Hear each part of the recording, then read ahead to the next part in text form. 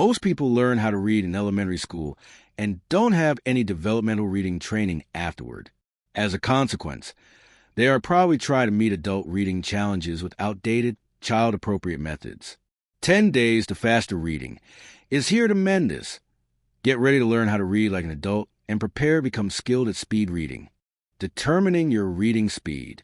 First and foremost, you need to find out your current reading speed with regard to comprehension.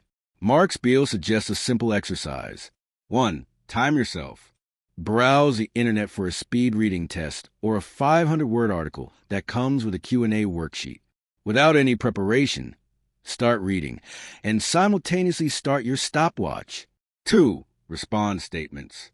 Now, see how many worksheet questions you can answer without looking back at the reading. 3. Check your responses and calculate your comprehension rate. Compare your responses to the answer provided and calculate your comprehension as a percentage. For example, if you have 5 correct responses out of 10, your comprehension rate is 50%. 4. Figure your words per minute WPM. Divide the number of words in the article with the time you needed to read the article in full. An average reader can read between 200 and 300 words a minute with a comprehension rate of 80%. Anything below makes you a slow reader. Anything above is good. If you can read more than 400 words per minute with the average comprehension rate, you're already a speed reader and don't really need this book. The 10 most common reading fallacies. Generally speaking, reading 400 words per minute with a 70% comprehension rate is not as good as reading 250 words per minute and understanding most of them. However, in many cases, the former is far better. The only 2 reasons why this claim might seem strange to you are your teachers and the outdated educational practices of our schools. Simply put, merely getting the gist of a school lesson will probably not help you get an A, but remembering everything in a text is rarely necessary after you graduate. This is only one of the 10 reading lessons your elementary school teachers have probably taught you wrong. The other 9 are the following. 1. You have to read every word. 2. You need to sound out every word aloud or in your head. 3. Don't use your hands or fingers to help read. 4. You need to completely understand everything you read. 5. Go for quantity. The more, the better. 6. Don't skim. That's cheating. 7. Don't write in your books. 8. It doesn't matter what you read as long as you read. 9. Speed is not important. The 3 passive habits for losing the reading race. The 3 most common passive reading habits are mind-wandering, regression, and subvocalization. It's impossible to get rid of any of them, but reducing all is the first step toward becoming a faster reader. To achieve this, you have to first become aware of their nature. 1. Mind-wandering. Mind-wandering, or daydreaming, means thinking about yesterday's work meeting while reading a book about Michelangelo. This is passive reading, since it doesn't help you acquire information. It actually prevents you from it. However, thinking about the last time you saw David in Florence while reading about the history of the sculpture is not daydreaming, but brain gluing. This is active reading and helps you not only with comprehension, but also with memorization. Everything you have learned and experienced is your brain glue, illuminates Marks-Beale. When you stretch it and stick new information to it, then you are active. If you wallow in it without stretching or adding to it, then you are passive. 2. Regression. Regression, as defined by Marks-Beale, is a flick of your eyes back to a word or words previously read. As with mind-wandering, there is active and passive regression. The difference lies in the focus and the nature of your intention. If you're going back looking for what you missed, then you're regressing actively. However, if you're going back because you failed to understand a passage due to daydreaming, then you're regressing passively. 3. Subvocalization. Subvocalization means mentally reading word for word or physically moving your lips while reading. This is not necessarily bad. Reading a 16th century play, a modern poem, or the fine print in a legal document, while subvocalizing is actually a preferred way. It's better to read, experience, and even remember every word in these cases.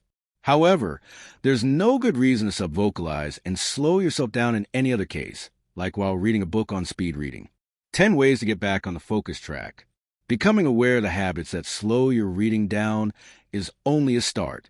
especially today, when many things can distract you. Other people, your phone, your inbox, music, television, the material you're reading, or unrelated obligations. Fortunately, there is a way to deal with all of them. 1. Squirrel yourself away.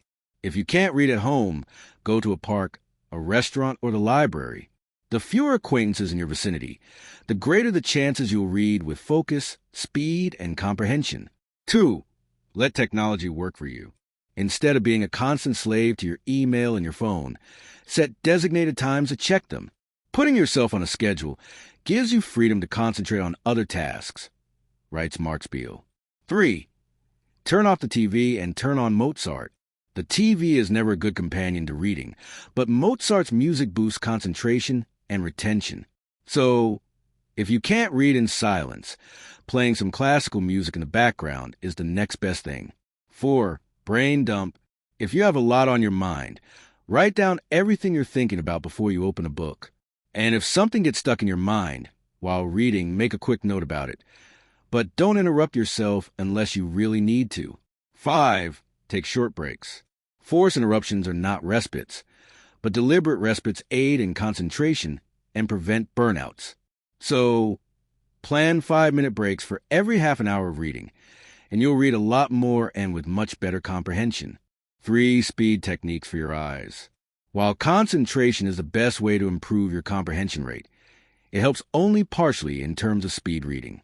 Becoming a faster reader has a lot to do with fine-tuning your biological mechanisms, such as widening your eye span to be able to take in more words at a glance. The following 3 techniques should help. 1. Stopping on keywords, thought groups, and phrases. Passing over a few words in a sentence or a paragraph on a page is not cheating. It's just smart management of resources. Not every word or phrase in a book is important. Many are there just because we haven't found a smarter way to organize arguments. To become a faster reader, start training your eyes to stop only at the keywords. These are usually longer than 3 letters and carry the meaning of the sentence. While doing this, you are actually expanding your eye span and training your eyes to focus on more in one glance or eye stop. Detecting thought groups and key phrases should be even easier. If a paragraph only explains a bolded key idea that's comprehensible to you at once, why shouldn't you be allowed to merely skim it? 2. Reading between the lines. This technique can help you break the overlearned habits of focusing on every word in a line.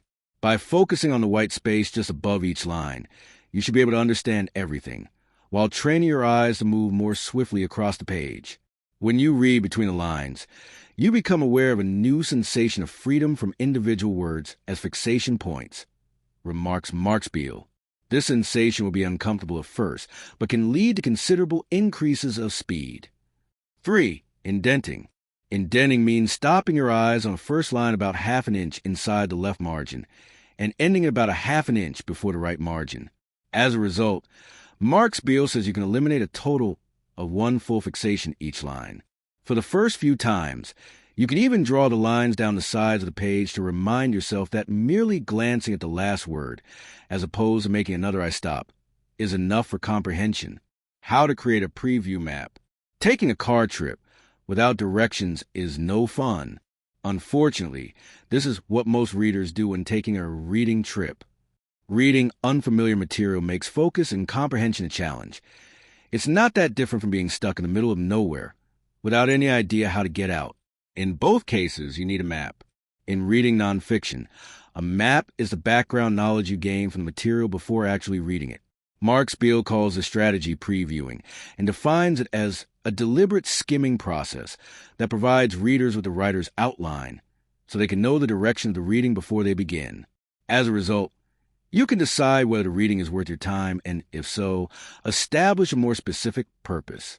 In some cases, previewing can even serve as a replacement for reading everything in detail. What you find in the preview roadmap is what I consider to be the meat of all nonfiction reading material, writes Marks-Beale. These clues give you about 40% of the key information. The remaining 60% is filler, fluff, or explanation. The best news is that you don't have to be Sherlock Holmes to find the main clues. The subtitle of a nonfiction book already gives a good idea of what the book is about. The introductory paragraphs usually state the main problem which the author will deal with throughout the book. The concluding or summary paragraphs reveal the author's solutions while disregarding the argumentation. If something seems inconsequential, you can always skip to the relevant chapter. Bold and italicized print makes known the keywords or ideas on a page and saves you the time to scan over the page to find them. Margin pullouts or pull quotes have pretty much the same function. If present, these are usually well-formed sentences that define or describe the main point. Finally, the author's information and copyright dates give you the necessary context. There is no exact order in which clues must be previewed. The only rule is to prepare a reading map that best suits your needs. Final notes. 10 Days to Faster Reading hardly justifies its title. Even though structure as a 10-day seminar, mastering some of the skills shared by Marks-Beale requires months and even years of effort. But don't let that discourage you from giving this book a try. It's very readable, highly informative, and extremely actionable, as it includes tens of specially designed reading techniques to make you a better and faster reader. Even if it succeeds only partially in this, it's still a huge life improvement.